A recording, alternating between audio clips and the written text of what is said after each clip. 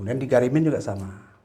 Di Garimin itu adalah kegiatan yang sifatnya masyarakat yang kita bantu, contoh musibah kebakaran. Itu standby. Standby masyarakat akan selalu kita bantu. Memang nilai tidak banyak, tapi itu ada nilai yang kita bantu masa paniknya. Kemudian ada pendamping orang sakit, itu juga kita bantu dari Baitulmal. Kemudian ada kegiatan lain, fisabilillah, itu kegiatan kemasyarakatan, keumatan, dan organisasi yang lain-lain. Sabil juga sama, saya pikir tidak jauh beda dengan fisabilillah. Alhamdulillah, bantuan sosial memang sebenarnya di dalam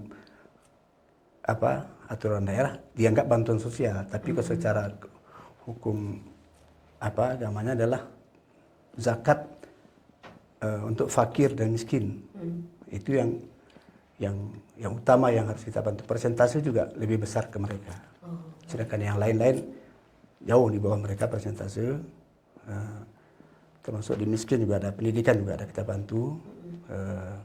Kemudian janda miskin juga ada, ODGJ juga ada, disabilitas juga ada. Yang paling banyak sekarang di Garimin.